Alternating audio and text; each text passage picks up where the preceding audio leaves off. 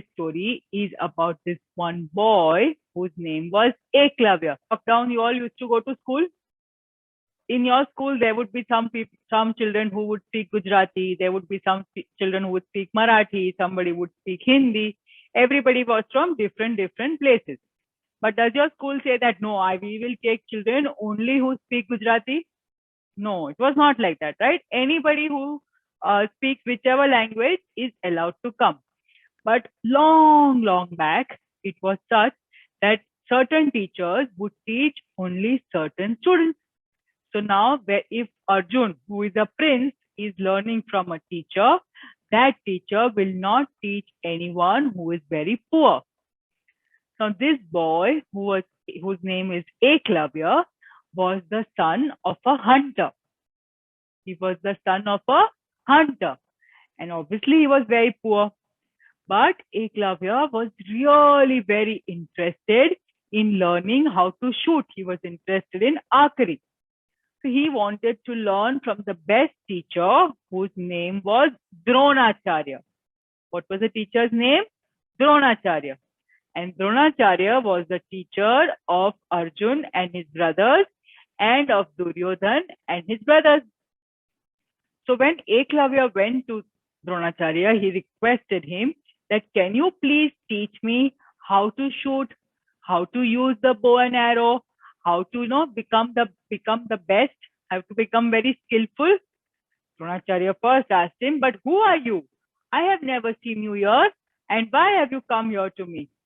So Eklavya said that I want to become the best, so I have come to the best teacher. Dronacharya said, do you not know that I teach the prince, I teach the sons of the king? I cannot teach you. You are a mere hunter's son. You are very poor. Go away. So Eklavya felt very sad, and he first requested, but then he realized that Dronacharya will not teach him. So you know what Eklavya did? He did not give up. He went a little far away into the forest, and he built a statue of Dronacharya with clay, like a mud statue. And looking at that statue, Eklavya learned everything possible. Can you imagine? There was no teacher in front of him. Just with the help of a statue, somehow he learned, and he became really good. He kept practicing, and he became so good that one day there was a dog who was barking, and was really disturbing Eklavya. So you know what Eklavya did? He took his bow and arrow, and he shot the arrow such that all of the arrows went inside the dog's mouth. He did not hurt the dog at all. All the arrows went inside the dog's mouth such that the dog could not close his mouth. He was not in any pain. Nowhere there was blood coming out or anything. Only the arrows went inside the dog's mouth so that he could not bark. And that dog went walking. He reached the ashram of Dronacharya. When Dronacharya saw this, that there are so many arrows inside the mouth of a dog and the dog is not hurt, he was very surprised. He said, who has done this? I want to go and find out that who is this wonderful archer who has been able to throw these arrows inside the dog's mouth without hurting the dog. So they go searching for who is it, and they reach this place where Eklavya is practicing. He's still practicing on how to shoot even better. They reach there, and Dronacharya asks him that, hey boy, who are you?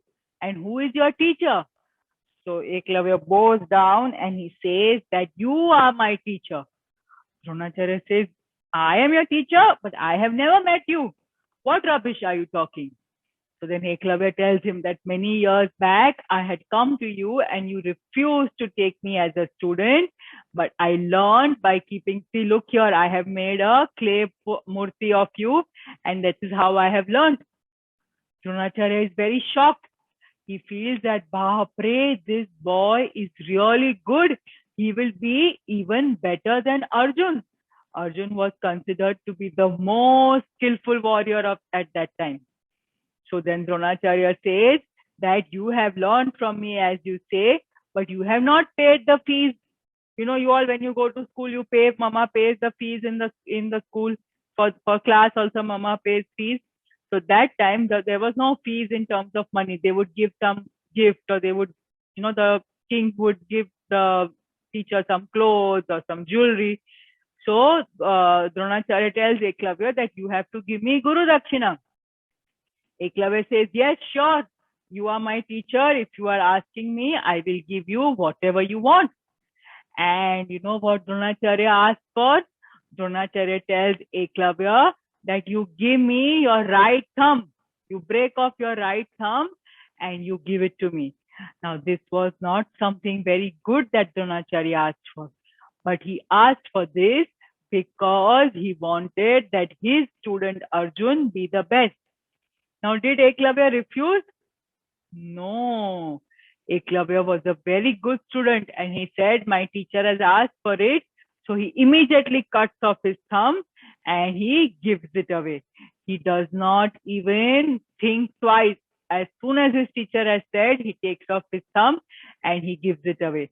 And after that, he starts practicing archery with his other four fingers. And it is said that still he was one of the best. Otherwise, thumb is very, very important in using the bow and arrow. But without his thumb also, Eklavya was able to be a very good person who could use the bow and arrow. And this was all because of practice.